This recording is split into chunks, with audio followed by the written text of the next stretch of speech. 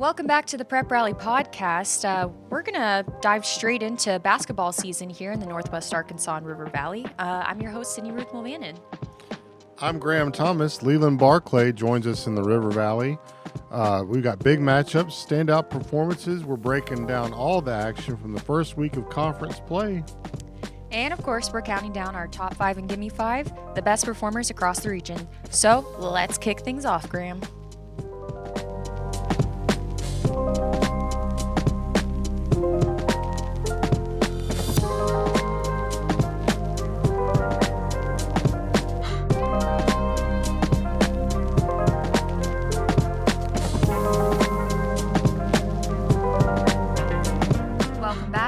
And recap some previous games. Okay, well, let's just go back to Friday night, Sydney. It was for the 6A West purposes, it was the third game of the conference slate, so they got started on the Saturday after New Year's, played again Tuesday, and now we're already 3 games in. It goes by fast when you start, stacking these games up. But double the games. I really want to talk about the showdown in Springdale at Wildcat Arena. Har-Ber and Fayetteville, always a huge matchup. It's been that way the last couple of years in both boys and girls. Yeah. And you being a former Fayetteville person can appreciate the rivalry with Har-Ber. I will say I do, but I will admit I do like the Har-Ber basketball team. They're not too bad. Okay, well, I don't know how to respond to that, Sydney, other than to say it was a big game on Friday with Har-Ber and Fayetteville, and it was a split. So the Har-Ber girls, we thought that would be a really big matchup with Fayetteville. The score did not maybe reflect how close of a game that could have been or should have been. Lady Wildcats win 71-40 over the Lady Purple Dogs, and I will say, though, they do have a former Fayetteville player on their team now, Snia Coachman. Well, and then that kind of adds to the rivalry. Yeah, a really good player like Snia Coachman leaves Fayetteville and joins the Har-Ber team, which is already really good, and now they add a good piece like that.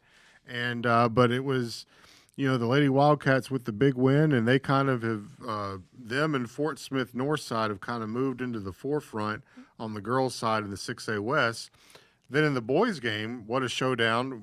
Fayetteville boys come up with a 60-57 win against Har-Ber, and Har-Ber had been kind of rolling. I mean, they had won some big tournament games. They were, I think, 12-3 at this point, and Fayetteville had their record's not real good. It's 7-9, but now they're 2-0 in league play, and so that was a huge win for Fayetteville. I will say it was a bit of a change-up because we were at the Har-Ber-Bentonville West game, and, that was a showdown. That was a great game. That was on Tuesday. Yes. See, that's the thing. With basketball, there's double the games. So you're talking about the Fayetteville Har-Ber game, and I'm like, my mind's still on the Har-Ber-Bentonville West game, one game a week. But that was another game on the boys' side where we were wanting to see, who was going to kind of separate themselves here early, and it was a good game, and Har-Ber won it. And then they had to win another big game, and Fayetteville got them. So it was just very surprising because Jabari Washington, I think he had 20 points in that Har-Ber-Bentonville West game. He was on fire. So to come around 3 days later and then the win for Fayetteville, let's go Purple Dogs. But at the same time, it was a little bit of a switch up for how fast that kind of went down. And everybody wants to ask, I'm sure Leland gets this too, well, who's the team to watch? Who's the good teams? We're all trying to figure that out, In basketball, I feel like you never really know. It's so fast-paced that one moment someone can win, even though their record is just, not that great so far. One thing we do know is that the 2 teams from Farmington are pretty good. Leland got a first-hand look at those 2 teams last Friday. Yeah, I think in the 5A West, it's at this point, 2 games into the conference season, both Farmington teams look very good. Obviously, Easton McCullough is a generational type player, had 31 points against Alma on Friday night and really didn't have her best game of the year. I think she was 11 of 27 from the floor, but she has a great supporting cast. Even though she's the only returning starter, she started as a as a freshman last year with 4 seniors. But I tell you, they have a very good supporting cast as well, and they're very balanced. McCullough's, distributes the ball very well. Great inside game with a 6-footer and 5'11". And then of course the boys, man, Eli Schwartzman, 18 assists on Friday night against Alma. He's got a great supporting cast as well, guys all around him. And he set a conference record with those 18 assists, and it was legit. I mean, he was dishing. Now the other part of that is those guys have to finish, and they have guys that can finish, so they look very good.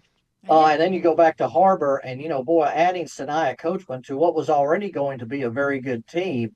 So to go along with the Campbell sisters, so they're off to a great start. And then the Fort Smith Northside Lady Bears off to a 3-0 start as well, with Cameron Schmidt, and it's going to be an exciting season for sure in a 16-game conference schedule that every single coach I've talked to, they call it a grind. It is absolutely a grind, and I'm glad you mentioned Northside, Leland, because they're the defending state champions. If you guys remember, they were the 3rd seed out of the conference last year, and that just shows you how good that conference is. The 5th, very good league as well. Last year, Springdale, the Lady Bulldogs, won their first conference title ever. So and they have a lot of players coming back. Charlene Hudson's obviously one of the top players in the league, one of the top players in the state. So wow, it's just it's going to be a very fun final few weeks of the season. Hopefully, we get through it unscathed by the weather.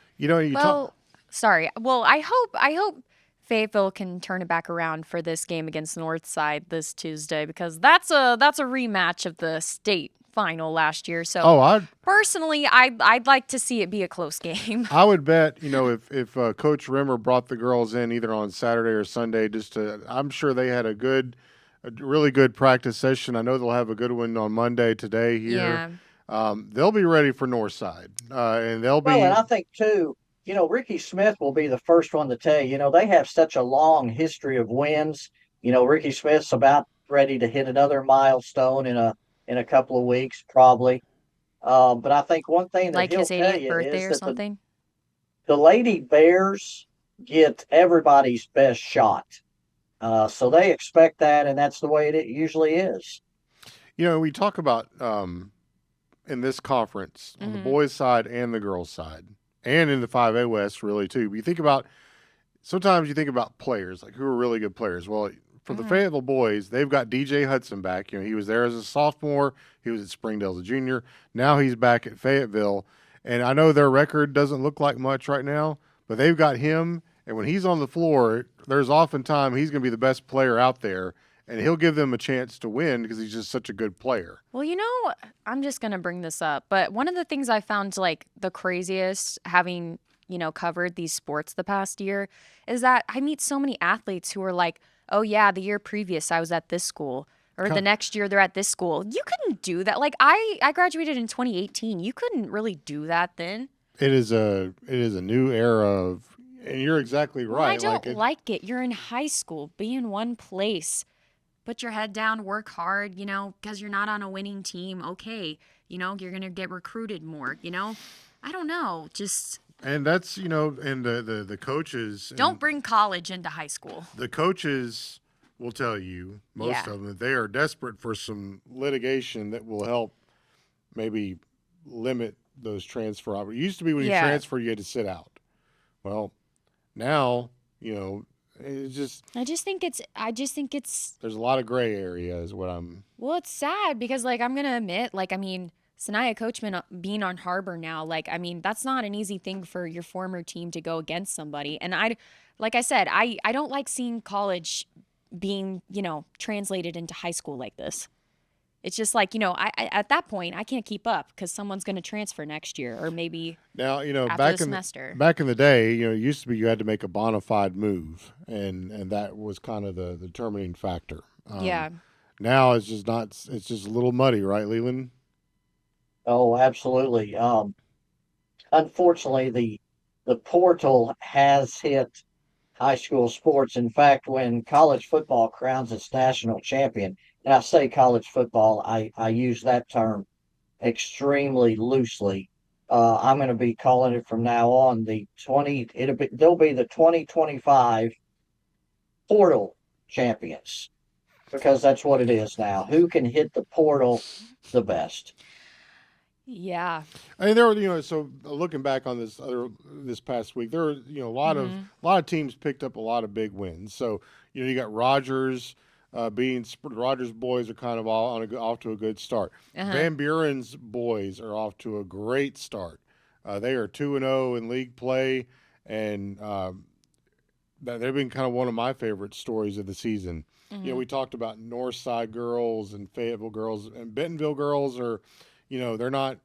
They've had some injury problems, but you figure they're going to be in the mix. There's so far we've got to go, and we're just like right here at the very beginning of it. And it's going to just be a week to week kind of thing about who's healthy. That's another big thing, Leland. Who's healthy?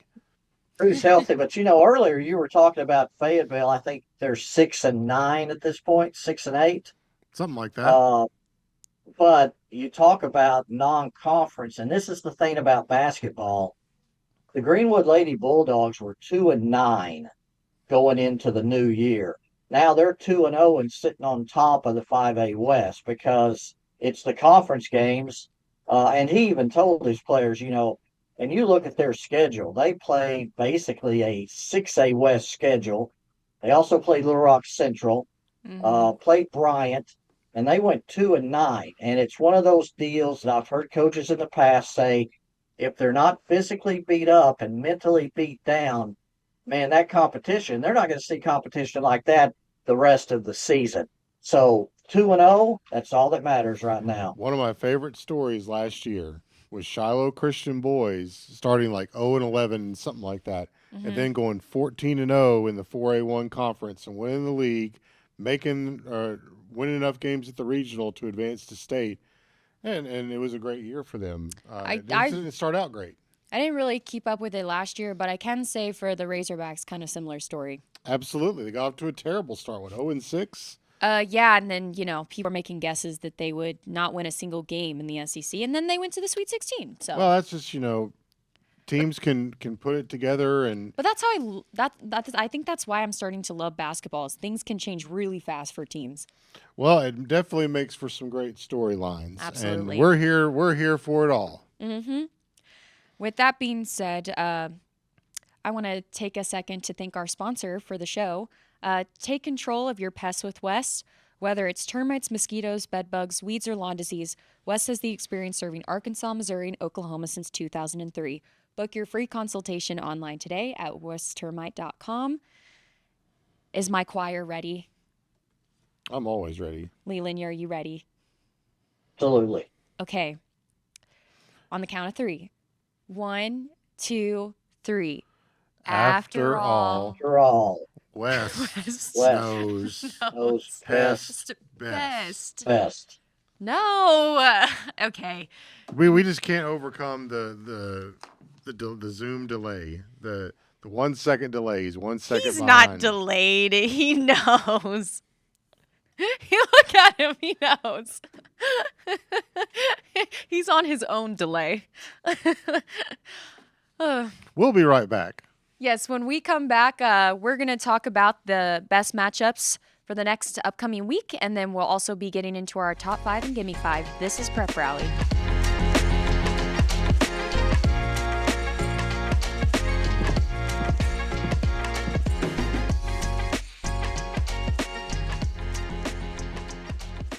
Welcome back to Prep Rally. Let's get into some upcoming matches. It's a huge week. It's going to be a huge week every week going forward until March. But, I'm looking at our slate of games, Leland, and I'm looking at Tuesday night. I'm like, golly, we're covering all these games, and then Friday is even worse. We're covering a whole list of them. So no, we get to cover these games, you guys. What a blessing. We get to cover these games. So, I think the big one we're looking at Tuesday is going to be Fort Smith Northside at Fayetteville. We want to see if Fayetteville girls can bounce back. Yeah. And maybe hand Northside their first loss. Could be hopefully a really good environment over there. I don't know. I really like the chances for this Northside team, but like I said, with my love for Fayetteville, I hope it's close. And in the boys' game, I think the advantage goes to Fayetteville. Northside is a talented team, but they're just still trying to put the pieces together. That's kind of what we think our league game is looking like. Then you have Rogers at Bentonville West. There's a lot of good matchups there on the girls' side and the boys' side. Bentonville West and Rogers boys are kind of our teams that are better than people think, and if you don't take them seriously, both of them can win ball games. I mean, I watched them. I watched Bentonville West against Har-Ber. They're a good team. I think I mentioned to Diana, though, I was like, they kind of are underrated because they make a lot of three-pointers, and I feel like those are underestimated a lot. Springdale Har-Ber goes to Bentonville. That should be two really good games on the boys' side and the girls' side. Bentonville is better than people think. They've got good players over there. They've had some injuries. The Jensen Thrasher girl, who was our newcomer of the year with Peyton Cottle of Fayetteville, she's been hurt. I think, depending on what you hear she may be back, you hear maybe she isn't going to be back. But if she comes back into the mix, that makes Bentonville and even more of a contender than they are right now. So Har-Ber girls got to go on the road and win there. Then on the boys' side, so those two teams played in the Neosho Classic. Bentonville was kind of on a slide at that point, but they got good players at Bentonville for the boys, and we know Har-Ber boys are good, so it should be an exciting day there. A couple of 5A West games we're looking at Tuesday. Alma Greenwood, Russellville at Van Buren. Can Van Buren keep winning and keep that thing going? And then Leland is going to go down to a 3A game, Paris and Charleston. Paris, one of our better stories of the year, Leland.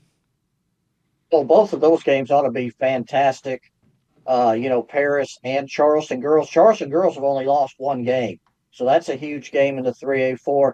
And then the boys, man, you talk about star power in that game. Paris is very good. Had a big story on Court Tencleve in the Sunday River Valley Democrat-Gazette. And then, of course, Maddox Terry is always, his whole entire career at Charleston, he's been one of the top scorers in this area. So two fantastic games in the 3A4. And then, of course, like you said, Tuesday nights in the 5A West is just fantastic because of the schedule structure. Tuesday night is rivalry night. This week, it is Alma going to Greenwood. Last week, and we had an interview with Brody Myers from Van Buren. The rivalry night started last week with Van Buren hosting Greenwood, and Greenwood led most of the first half. And then Van Buren went on a 20-0 run in the third quarter.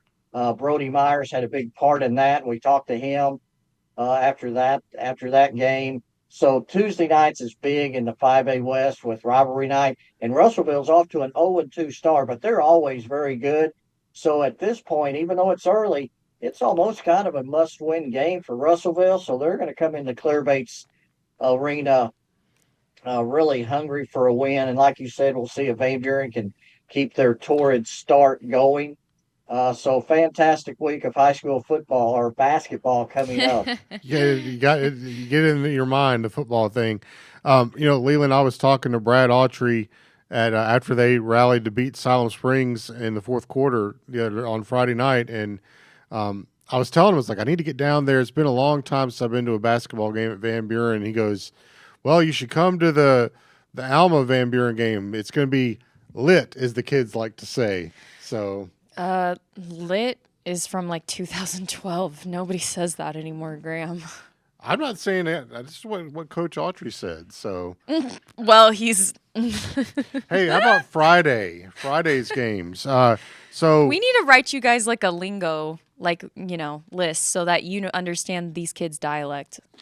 On Friday, you have Fort Smith Southside visiting Har-Ber. You have Bentonville at Northside, and so that's two. That's a big boys game there. The winner of that Bentonville Northside boys game is going to be, in a good position. At least we like to think so here on Monday morning. Bentonville West at Springdale, Fayetteville at Rogers. It should be a really good boys game there with the Mounties and the Bulldogs. Leland, your big game is going to be Mountain Home at Van Buren.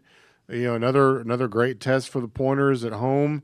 It's kind of funny they get these two games at home this week, but two good Mountain Home teams coming in. That's another team that we don't talk about them because they're not in our coverage area, but they're involved in everything with teams from our coverage area.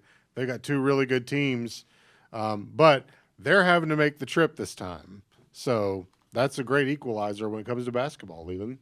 Well, and the Lady Bombers are off to a great start. And, they had 3 players score 16 points each on Friday night. So, from what I understand, they might be the favorite at this point, although the Lady, Bulldogs are certainly there. And, of course, Farmington is, off to a great start, too. So the girls' race in the 5A West is going to be great to watch.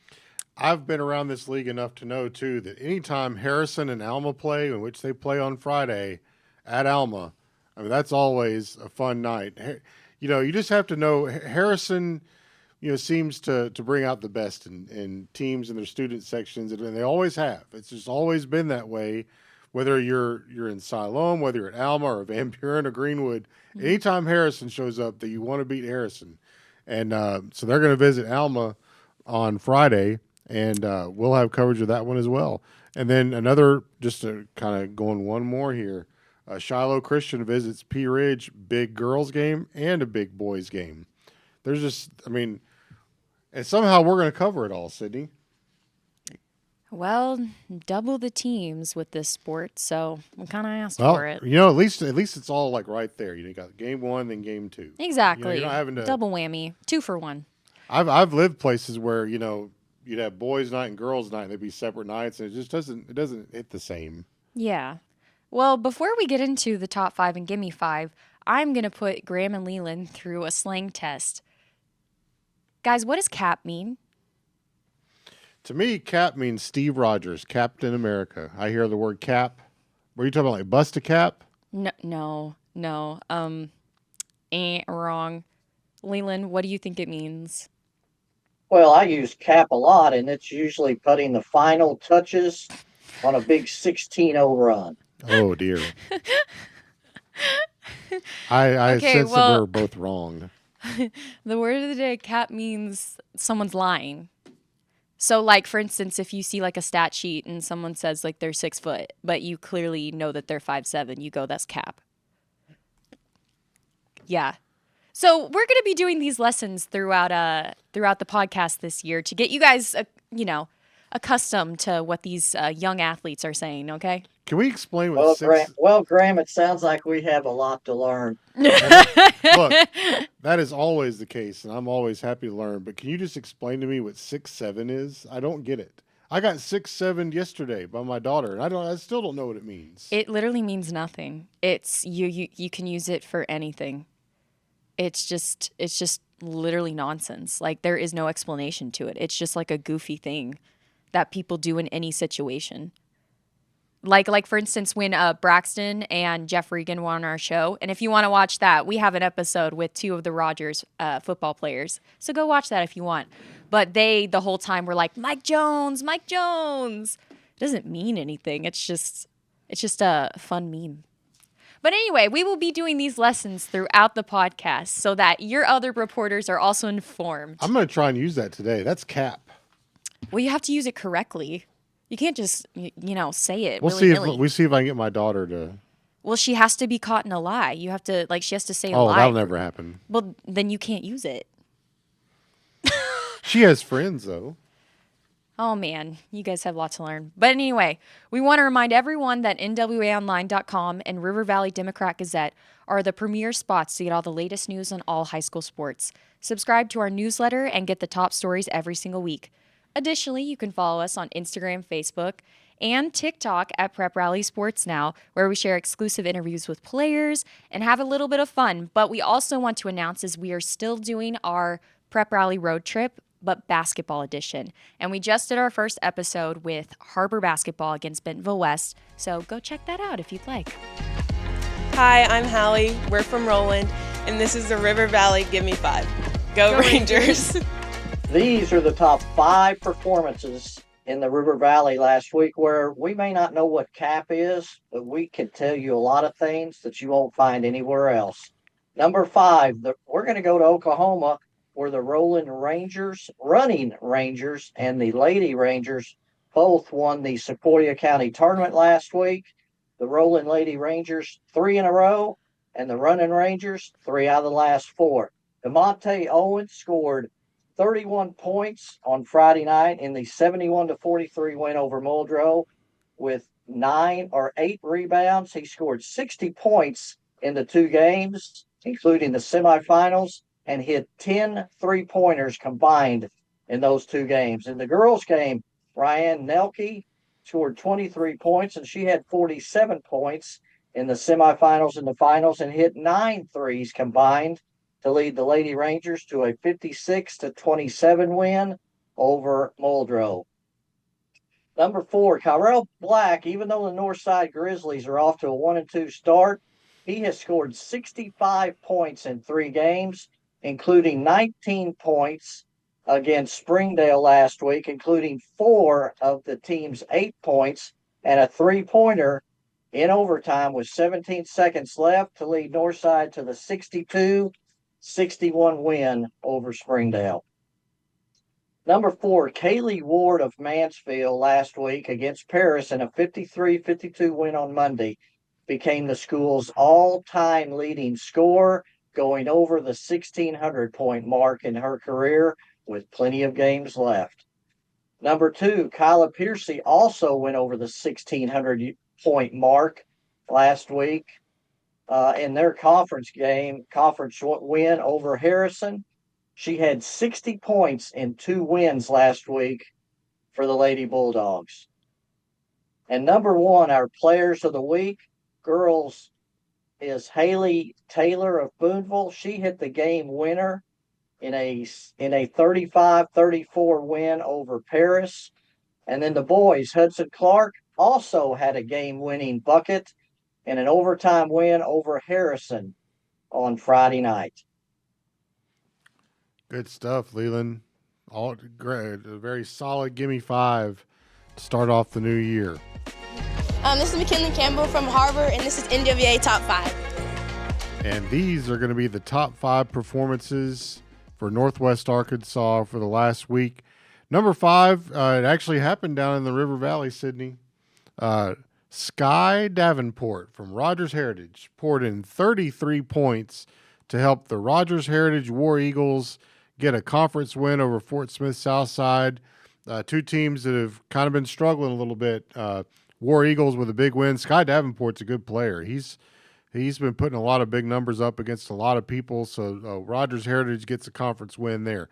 Number 4, your girl McKinley Campbell from Springdale Har-Ber had 22 points in the win over Fayetteville. So one half of the Campbell twins. McKinley's kind of the scorer of the 2. Madison can put it in the bucket as well. You know, you add Sinai Coachman to that mix, and they've got a really good group of kids there at Springdale Har-Ber.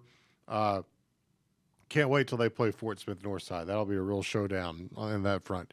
Number 3, Chris Hill of Rogers goes for 27 points in a win against Springdale on Friday night.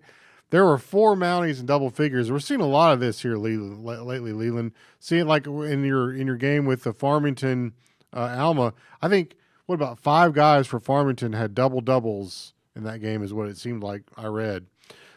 Speaking of Farmington, number 2, Easton McCullough. And at some point she's going to have to get player of the week. You know, we just keep putting it off, just like we did with Jeff Regan. And it turns out I don't think Jeff Regan ever made player of the week. Why do you say we when you pick it? Well, I mean, you know. Anyways. Actually, believe it or not, I don't pick the player of the week. I get that from my reporter who does the story on player of the week. What? He picks it. I just go along with it. It is sort of a staff thing. We try to have some communication about who it's going to be. We really do.